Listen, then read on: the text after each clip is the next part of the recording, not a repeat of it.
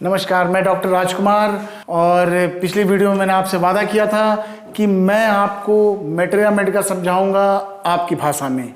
और मैं अपने दूसरे वीडियो के साथ आपके सामने हाजिर हूं। हमारे नए क्लास में पीछे हमारे बच्चे बैठे हैं, सब बहुत शैतान हंस रहे हैं बहुत ज़ोर ज़ोर। अभी मैं पिटाई भी करूंगा इनकी। और सब बच्चों को मेरा आशीर्वाद, और जिस मिशन के साथ बच्चों के विशेष आग्रह पर मैं आपको ये बता रहा हूँ, उन बच्चों को विशेष आभार।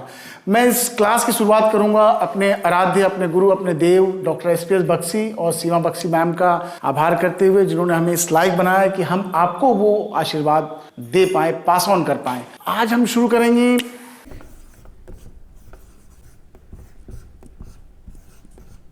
एबिस नाइग्रा। नाइग्रा फॉल्स नहीं, एबिस नाइग्रा। ये छोटी मेडिसिन है लेकिन पेट के लिए बहुत उपयोगी मेडिसिन है। क्या है इस मेडिसिन का मुख्य लक्षण? इस मेडिसिन का मुख्य लक्षण बताने से पहले मैं आपको एक बात बता दूं कि मेडिसिन बनता किससे है। मेडिसिन बनता है आपके घर के कॉमन से पौधे से, जो आजकल बहुत सारे घरों में पाया भी जाता है। उसका नाम है क्रिसमस ट्री। क्रिसमस ट्री जो होता है, क्रिसमस ट्री के पौधे में हम चीरा लगा दें तो उसमें से जो गोंद निकलता है, गांव की भाषा में लट्ठा लस्सा जो बोल रहे, गोंद अच्छी भाषा में बोलते हैं, वो जो गोंद लट्ठा लस्सा निकलता है उससे बनता है एबिस नाइग्रा। और जो एबिस नाइग्रा बनता है उसकी खास पहचान यह है कि कोई ऐसी बीमारी जिसमें कि गैस फॉर्मेशन, एसिडिटी बहुत ज़्यादा हो, और ख़ास तौर पे बड़े बुजुर्ग लोग जो कि जिनमें थोड़ा सा कार्डियक प्रॉब्लम भी अटैच हो, थोड़ा सा चिड़चिड़ टाइप वाले लोग हों, उनमें एबिस नाइग्रा बहुत अच्छा काम करती है। अब एबिस नाइग्रा को लाइन बाय लाइन तो याद करेंगे नहीं, लाइन बाय लाइन हमको याद करना भी नहीं है क्योंकि हम तो बैक बेंचर्स हैं। अब बैक बेंचर्स भी अगर पूरा पढ़ने लगे तो हमारे और उनमें अंतर कौन सी है? कोई नहीं है। तो हम पढ़ेंगे 1 लाइन 2 लाइन 3 लाइन मेडिसिन खत्म, और तो उसे अच्छा करेंगे, तो उसे बढ़िया करेंगे एकदम। करोगे ना? हाँ, करना है भैया, आगे निकलना है जीवन में तो करना है, पढ़ना है, अपने हिसाब से पढ़ना है, समझेंगे अपने हिसाब से। चलो, बहरहाल एबिस नाइग्रा का सबसे खास सिम्टम होगा, ये तो मैंने बता दिया, मनोवृत्ति कैसी होगी उसकी, थोड़ा सा चिड़चिड़ा होगा, दिन में जम्हाई लेगा, ओंघाई लेगा जिसको हम लोग बोलते हैं, रात में उसको नींद नहीं आएगी। काहे नहीं आएगी बाद में बताएंगे। सबसे खास इसका 1 लाइन का सिम्टम होता है खाना खाने के बाद पेट में दर्द शुरू हो जाना। कहाँ? स्टमक पीट में। स्टमक पीट कहाँ है? कहाँ है रे? कहाँ है? एपिगैस्ट्रियम, यानी कि यहाँ। अब ऐसे कहाँ हाथ रखो? ऐसे हाथ रखो ना। ये तो ये है पूरा स्टमक पीट, जहाँ पे कि खाना खाते ही दर्द शुरू हो जाए तो एबिस। ठीक है, ये तो हो गया एक कि खाना खाते ही दर्द शुरू हो जाए तो एबिस। अब तुम्हारे मन में दूसरा सवाल अभी तक नहीं आ रहा है जो कि आना चाहिए, खाना खाते ही आराम हो जाए तो कौन सी दवा? कौन सा दवा? तो वो है दवा एनाकार्डियम। एनाकार्डियम। इसमें क्या होगा? दर्द, इसमें दर्द होगा और इसमें आराम हो जाएगा। मतलब इसमें दर्द पहले से रहेगा, हो सकता है इसमें भी हो, इसमें लेकिन बढ़ जाएगा, इसमें कम हो जाएगा, आराम हो जाएगा। ये तो हो गए 2 दवा जो कि आपस में भाई बहन है। तीसरी दवा है नक्स। इसमें क्या होता है? इसमें होगा खाना खाने के 2 या 3 घंटे के बाद अगर दर्द होता है तो नक्स वोमिका। और एक और दवा होता है, ये खास तौर पे 3 दवा है जो कि खाना खाने से जिनका मुख्य रूप से रिलेशन होता है। और भी कई पेट दर्द की दवाइयाँ हैं, जैसे कि ऑक्जेलिक एसिड होगा तो ऑक्जेलिक एसिड होगा तो मान लो कि ये शरीर है और ये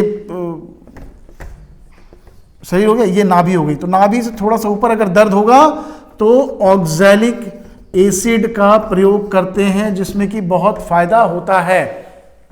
अच्छा, ये मान लो मानव शरीर हो गया, है ना, और ये स्टमक हो गया, लीवर यहाँ पे हो गया। ठीक है, ये मान लो लीवर हो गया। ड्राइंग अच्छा नहीं है मेरा, ड्राइंग पे ध्यान मत देना, काम के बाद पे ध्यान देना। तो अगर पेट से जरा सा इस साइड, यानी कि राइट हाइपोकॉन्ड्रियम की तरफ अगर दर्द हो तो चाइना का प्रयोग भी करते हैं। चाइना में भी दर्द जो होता है वो गैस से होता है, गैस से ही दर्द इसमें भी हो रहा है, इसमें भी हो रहा है, गैस से ही दर्द इसमें भी होता है। चाइना में एक फुलनेस बहुत बड़ा सिम्टम है, और दूसरा इसका दर्द थोड़ा सा एपिगैस्ट्रियम यानी कि स्टमक पिट से हट के होगा। इस तरफ हट के होने वाले में एक और जबरदस्त मेडिसिन है जिसका नाम है कोलेस्ट्रीनम। इस्तेमाल करके देखना। कोई ऐसा पेशेंट है जो बताए कि मुझे दर्द जो है ये लीवर रीजन में है, तो कोलेस्ट्रीनम आंख बंद करके देना, उसको फायदा ही फायदा होगा, पैसा दे के जाएगा, लेके नहीं जाएगा। समझे? कहाँ ध्यान है रे? यहाँ ध्यान दो। अपने बाद में मत बोलना कि सर पढ़ाई नहीं, ये समझो प्रैक्टिस नहीं चल रहा है, ये सब नहीं। इधर ध्यान रखो। एक दवा पेट दर्द में और बहुत कॉमन इस्तेमाल होती है, कोलोसिंथ है, मैकफोस है। कोलोसिंथ में ऐसे ऐसे करो तो आराम लगेगा। मैकफॉस में मरोड़ वाला समझना कैसे, जब एक आध बार होगा तो देखना कि दर्द कैसा हुआ, मरोड़ के कैसे होता है। मरोड़ना मतलब क्या समझते हो? जो हमारे घर में कपड़ा कैसे सुखाते हैं, पानी भिंगा ऐसे करके मरोड़ दिए, तो कोई पेट ना मरोड़ा, अंदर में कुछ ऐसा मरोड़ टाइप का दर्द होता है जिसमें मैकफॉस बहुत ज़बरदस्त काम आता है। मैकफॉस महिलाओं में मासिक के समय में, पीरियड्स के समय में दर्द में भी बहुत काम आता है पेट में। ये तो हो गया तुम्हारा एबिस नाइग्रा का एक संक्षिप्त वर्णन। अब एबिस नाइग्रा में एक और चीज मैंने बोला था कि एबिस नाइग्रा में, अब यंग में तो होगा नहीं, बड़े बुजुर्गों में ही होगा। बड़े बुजुर्गों में जो 50-60 साल से ऊपर है, मान लो उसके साथ में अगर कोई हार्ट का सिम्टम भी अटैच हो, लाइक टैकीकार्डिया, ब्रैडीकार्डिया। टैकीकार्डिया कौन सी होता है? हार्ट रेट बढ़ जाता है। किस में? टैकीकार्डिया में। अच्छा, और ब्रैडी घट जाता है। तो टैकीकार्डिया में हार्ट रेट बढ़ जाता है। नॉर्मल कौन सी होता है? नॉर्मल सर 60 से 100। 60 से 100, वेरी गुड। तो 100 से ऊपर हुआ तो टैकीकार्डिया, और 60 से नीचे हुआ तो ब्रैडीकार्डिया। तो अगर ऐसा कोई सिम्टम होता है, हम एबिस नाइग्रा के बारे में सोच सकते हैं। हालांकि और भी कई सारी दवाइयां हैं, इसके बारे में हम आगे आते जाएंगे तो आपको बताते जाएंगे, लेकिन ये एक दवा उस समय बहुत कारगर है जिस समय कि पेशेंट ये आके बोले कि सर खाना खाते ही दर्द चालू हुआ था, ऐसा लगता है जैसे कि यहाँ पर कुछ रखा हुआ है, और बोरिक में ये लिखा हुआ है कि बॉयल एग रखा हुआ है, तो बॉयल एग मत खोजना। ये नहीं कि कौन बोरिक साहब कह के गए हैं कि बॉयल एग खोजने लगे तो बॉयल एग खोजने लगना पेशेंट को, बॉयल एग नहीं खोजना। अगर कोई पेशेंट कह रहा है कि यहाँ पे बहुत भारी लग रहा है, कुछ कड़ा सा है, ऐसा लग रहा है जैसे रखा हुआ है, थिंक अबाउट एबिस नाइग्रा। और एबिस नाइग्रा का एक बहुत खास सिम्टम मैं तुम्हें बताता हूं कि दिन के 12 बजे उसको बहुत जबरदस्त भूख लगेगा। ठीक है, दिन में नींद भी आ रहा है, उसको ऊंघाई आ रहा है, और रात के 12 बजे भी उसको बहुत जबरदस्त भूख लगेगा, लेकिन वो खाना नहीं खाएगा क्योंकि उसे डर है कि खाना खाएगा तो पेट में दर्द होगा, और खाना भूख इतनी तेज लगी है कि उसे खाना खाना है, और इन सब चक्करों में उसको नींद नहीं आएगा। तो सोएगा कब? वो दिन में। रात में जब नहीं सोएगा तो एक आदमी दिन में नहीं सोएगा, बर्बाद। जी सर। हाँ, तो दिन में उसको नींद आएगा, ऊंघाई आएगा। ये एक छोटी सी मेडिसिन का संक्षिप्त वर्णन है, इसको बस 2 लाइन दिमाग में रखो। खाना खाने से बढ़ता है, खाना खाने से घटता है एनाकार्डियम। हालांकि एनाकार्डियम में क्या होता है, खाना खाते ही आराम तो हो गया, लेकिन वो बाद में थोड़ी देर के बाद दर्द बढ़ जाता है। नेक्स्ट वोमिका में 2-3 घंटे के बाद। ऑक्जेलिक एसिड में क्या होता है, थोड़ा सा नाभि से ऊपर दर्द होगा, यहाँ नहीं होगा, पीठ पे नहीं होगा, थोड़ा सा नाभि और पीठ के बीच में दर्द होगा, तो ऑक्जेलिक एसिड देंगे। अगर थोड़ा सा इधर हट के देंगे तो चाइना के बारे में भी सोच सकते हैं, या कोलेस्ट्रीनम के बारे में सोच सकते हैं। तो ये हमारी दवाओं का एक शुरुआत, संक्षिप्त वर्णन है। मैं छोटे मेडिसिन से इसलिए स्टार्ट किया कि थोड़ा सा आपकी दिलचस्पी भी बढ़े और आपको मजा भी आए। आगे इसके बारे में विशेष रूप से अपनी अनुभव को साझा करेंगी आपके साथ में हमारी ऑनरेबल डॉक्टर अनामिका बख्शी, जो कि अपने प्रैक्टिस और अपने इस्तेमाल किए गए पेशेंट के ऊपर के अनुभवों को बताएंगी, जिससे कि आपको एबिस नाइग्रा समझने में बहुत मजा आएगा। कहाँ है मैडम?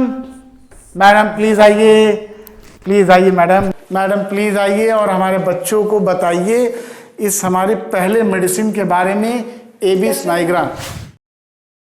मैं बताऊंगी आप लोगों को कि पैथोलॉजिकल, नहीं सर ये रहने दीजिए, पैथोलॉजिकल कहाँ हम इसको यूज़ करेंगे, इसको, इस मेडिसिन का पैथोलॉजिकल लिंक क्या है, डिजीज डायग्नोसिस में कहाँ यूज़ करेंगे, क्लिनिकली हम इसको कहाँ यूज़ कर सकते हैं, इसको पैथोलॉजिकली समझो, इतना मज़ा आएगा कि तुम आँख बंद करके ये मेडिसिन प्रिस्क्राइब कर सकते हो, सही प्रिस्क्राइब कर सकते हो। सो 2 कंडीशन हम समझ सकते हैं कि एबिस नाइग्रा इंडिकेटेड है, ठीक है। पहला कंडीशन आता है हाइटस हर्निया। हाइटस हर्निया वो कंडीशन होता है जिसमें अपनी कोई भी विसरा अपनी नॉर्मल ओपनिंग से हटके या जो नॉर्मल ओपनिंग हो वहाँ से आ जाए। तो हाइटस हर्निया जब हम देखते हैं, ये हमारा ईसोफेगस हो गया, ठीक है, ये हो गया फूड पाइप। तो जब हमारा गैस्ट्रिक तो डायफ्राम जी, ये डायफ्राम है, ये है फूड पाइप। सो नॉर्मली ये क्लोज होना चाहिए, कोई ओपनिंग नहीं होनी चाहिए। जिस कंडीशन में, जिस केस में यहाँ एक एबनॉर्मल ओपनिंग हो जाती है, स्टमक का पार्ट डायफ्राम के ऊपर निकल जाता है, वो इस तरह का एक सैक या पाउच बना देता है, इसको हम हाइटस हर्निया कहते हैं। क्या कहते हैं? Hiatus hernia. सो ये वो कंडीशन है जब food pipe, stomach, oesophageal and पे एक सैक बना दिया, एबनॉर्मल ओपनिंग बना दिया, जो कि नॉर्मली नहीं रहता है। तो या ये इस साइड भी हो सकता है, ये इस साइड भी हो सकता है, या ये पूरे तरीके से ऐसा भी हो सकता है। तो डिपेंडिंग ऑन द केस उसकी मोडालिटीज भी अलग होंगी, पेन भी अलग होगा। सो एबिस नाइग्रा को हम यहाँ पे इसलिए यूज कर सकते हैं क्योंकि जो हाइटस हर्निया है इसके सिम्टम्स बिल्कुल वैसे हैं जैसे एबिस नाइग्रा के होते हैं। कैसा होता है? एक हेवीनेस होता है। कहाँ होता है? पिट ऑफ द स्टमक, जो एग्जैक्टली ये पोजीशन ये है पिट ऑफ द स्टमक, ठीक है। ये कौन सा कंडीशन है? ये एग्जैक्टली यही पोजीशन है जो हमने एबिस नाइग्रा में अभी जस्ट पढ़ा, पिट ऑफ द स्टमक। यहाँ क्या होगा? पेन होगा और हैवीनेस होगी, ठीक है। तो ये एक कंडीशन होता है। दूसरी कंडीशन की अगर हम बात करें, gastric ulcer is very common. Peptic ulcer हमने सबने सुना है। क्या होता है ये आज देखते हैं। अल्सर क्या होता है हम सबको पता है। अल्सर कहीं भी हो, स्किन हो चाहे म्यूकस मेम्ब्रेन में हो, ये एक ब्रीच मतलब discontinuation, breach in the mucous membrane और स्किन। सो आज हम इंटरनल म्यूकस मेम्ब्रेन की बात करते हैं। हमारा जो स्टमक है, इनफैक्ट हमारे सारे ऑर्गन्स इंटरनल म्यूकोसा से लाइंड होते हैं। लाइन मतलब इंटरनली कवर्ड होते हैं। सो इस पूरे लेयर में कहीं भी कोई ब्रीच आ जाना, कोई डिसकंटिन्यूएशन आ जाना, सो क्या होगा? इसके अंदर का लेयर एक्सपोज हो जाएगा, ठीक है। So ulcer can not be formed in one single day. Ulcer कब बनेगा? जब यहाँ से लगातार शेडिंग होगी, जिसको हम क्या कहते हैं? इरोजन। लैंड इरोजन सुने थे बचपन में? क्या होता है? जब लगातार एक ही जगह पे पानी पड़ता जाए तो सबसे ऊपर का लेयर होता है लैंड का, वो शेड होते जाता है। इसी तरह जब इंटरनल म्यूकोसा, स्टमक का इंटरनल म्यूकोसा बार बार शेड होते जाए, ये बहुत सारे कारणों से हो सकता है। सबसे कॉमन कारण होता है एच पाइलोरी, सबसे कॉमन कारण है। और कुछ दवाइयाँ और होती हैं जिसको हम एनसेड्स बोलते हैं। ये बहुत कॉमन दवाई है। ये क्या होता है? Non steroidal anti inflammatory drugs. Clear? So इसमें क्या होता है कि हमारे म्यूकस को लगातार वो शेड करते करते एक पर्टिकुलर जगह पे अल्सर फॉर्म कर लेता है। सो ये अल्सर कैसे बना? 2 जूसेस के इन्फ्लुएंस में। कौन कौन सा जूस? जिसको हम कंबाइनली गैस्ट्रिक जूस बोलते हैं, जो होता है हाइड्रोक्लोरिक एसिड और पेप्सिन। सो ये दोनों जूस जब मिलके कोई एक पर्टिकुलर जगह बार बार इरिटेट करे तो वहां अल्सर फॉर्म कर जाता है। क्लियर है? सो हम पेप्टिक अल्सर की अगर बात करें तो इसको हम depending on the site of the ulcer हम इसको 2 भाग में डिवाइड करते हैं। दैट इज गैस्ट्रिक अल्सर, जो कि स्टमक में होता है। स्टमक को बोलते हैं ना गैस्ट्रिक, बोलते हैं कि नहीं बोलते हैं? खाली सर वाले में जवाब आएगा, मेरे में नहीं आएगा। Yes ma'am. हाँ, तो जो ड्यूडेनम में हो गया, जो अल्सर ड्यूडेनम में हो गया उसको हम बोले डिओडेनल अल्सर। सो इसी के अकॉर्डिंग, जैसे सर ने भी बताया हमें, खाना खाने के बाद पेन, खाना खाने के पहले पेन, इसको भी याद रखना बहुत आसान है। कैसे? बस तुम जगह देखो कि कहाँ अल्सर है। खाना आया फूड पाइप में, पहले कहाँ पहुंचेगा? स्टमक में। Very good. तो स्टमक में आया ना, तो सबसे पहले पेन, जब आ रहा है और स्टमक में पेन हो रहा है तो क्या हो गया, गैस्ट्रिक अल्सर, क्योंकि खाना पहले आया स्टमक में तो पेन कहाँ हुआ, स्टमक में, तो कौन सा अल्सर हो गया, दवाई बताइए, थैंक यू। तो डिओडेनम में जब आया, क्यों आया, 2-3 घंटे के बाद आया, यहाँ से यहाँ खाना टूटते हुए पचते हुए जब यहाँ आया तो इसको 2-3 घंटे लग गए, ठीक है। इसको कौन सा अल्सर बोलते हैं, अभी क्या पढ़ाया सर ने कि 2 घंटे के बाद जब पेन होगा तो क्या दवाई देंगे, वेरी गुड, क्लियर हो गया दवाई, बीमारी क्लियर हो गई। एक और चीज बहुत जरूरी है पता लगाना, पेन तो ठीक है, आराम कैसे होता है। पेन तो हमने बता दिया खाना खाने के तुरंत बाद पेन हो गया, इसमें खाना खाने के 2 घंटे के बाद पेन हो गया। अब हम ये बोलते हैं कि जब डिओडेनल अल्सर होता है तो खाना खाने के तुरंत बाद थोड़ा आराम हो जाता है, बोलते हैं ना, सुने हैं, हम जानते हैं क्यों होता है, क्योंकि जो एसिड होता है वो थोड़े देर के लिए डाइल्यूट हो जाता है, किससे, खाद्य पदार्थ से। जो खाना है वो थोड़ी देर के लिए एसिड को डाइल्यूट कर दिया, तो इस जगह पे प्रॉपर जो एसिड का एक्सपोजर हो रहा था वो थोड़ी देर के लिए क्या हो गया, कम हो गया। लेकिन जिस मोमेंट वो चीज, वो खाना और जूस उस जगह पे आया, डिओडेनल के अल्सर के पॉइंट पे आया, फिर से पेन आ गया। दवाई कौन सी है, थैंक यू मैडम, लेकिन प्लीज आप मेरे साथ रहें क्योंकि मुझे इससे बड़ी शक्ति मिलती है और हमारे बच्चों को जानकारी मिलती है, हमें शक्ति मिलती है और आपको जानकारी। अच्छा, दूसरा देखो, दर्द हो रहा है ना, दर्द, पेट दर्द हो रहा है, पेट दर्द की और भी कई सारी दवाइयाँ हैं, कोलोसिंथ है, मैगफॉस है, चाइना है, सब बताएंगे, धीरे धीरे जानते चले जाओगे। आज हमने क्या पढ़ा, एबिस नाइग्रा, और एबिस नाइग्रा का एक बहुत पिकुलियर सिम्टम ये होता है कि दिन के दोपहर में 12 बजे उसको बहुत तेज भूख लगती है और रात के 12 बजे यानी कि आधी रात को भी उसको बहुत तेज भूख लगती है, लेकिन खाना खाते ही दर्द शुरू हो जाता है, इसलिए वो खाना खाना अवॉइड करता है और भूख इतनी लगती है कि इस वजह से उसको नींद नहीं आता, और नींद नहीं आता तो क्या होता है, दिन में सोता है। सब चीजें एक दूसरे से मिली हुई हैं, समझो। मुझे लगता है कि एबिस नाइग्रा शायद तुम लोग भूलोगे नहीं, सॉरी मैडम मैं आपकी तरफ पीट कर गया, एबिस नाइग्रा शायद नहीं भूलोगे, एबिस नाइग्रा नहीं भूलोगे, और एनाकार्डियम और ऑक्जेलिक एसिड, मैक्सबॉम्ब, ये हालांकि छोटी दवा है, लेकिन आजकल के खान पान की वजह से लोगों को बहुत सारी परेशानियां होती हैं। लेकिन मैडम ने बोला कि 2 गैस्ट्रिक जूस, जिसमें एक हाइड्रोक्लोरिक एसिड है और एक पेप्सिन के मिलने से ये सब अल्सर वल्सर होता है। खाना नहीं खाएंगे तो जाके उस वॉल पे काम करेगा, तो खाना खाना बहुत जरूरी है और स्वस्थ खाना बहुत जरूरी है, नहीं तो तुम्हें जरूरत पड़ेगी एबिस नाइग्रा। सर एक बहुत पर्टिकुलर वर्ड बोलते हैं, भाई बहन, भाई बहन, सर बताएंगे। नहीं मैडम प्लीज आप इसको एक्सप्लेन करिए। सर हमेशा बोलते हैं कि ट्रीटमेंट भाई है और मैनेजमेंट बहन है। सो जैसे आप ट्रीटमेंट करते हैं आपको मैनेजमेंट भी बताना बहुत जरूरी है, नहीं तो आप दवाई देते रहेंगे, पेशेंट मैनेजमेंट नहीं करेगा, ठीक नहीं हो पाएगा, फिर अल्टीमेटली दाग किस पे आएगा, डॉक्टर पे। तो आपको बताना है प्रॉपर मैनेजमेंट कि गैस्ट्रिक अल्सर या एबिस नाइग्रा में या एनाकार्डियम में, एनक्स में आपको साथ में पैथोलॉजी लिंक करके क्या खाना जरूरी है, क्या नहीं खाना जरूरी है, कितना खाना है, कब खाना है, स्मॉल इंटरवल्स पे खाना है, बहुत लोड नहीं करना है, उसके लिए हमारा नेक्स्ट क्लास हम देंगे।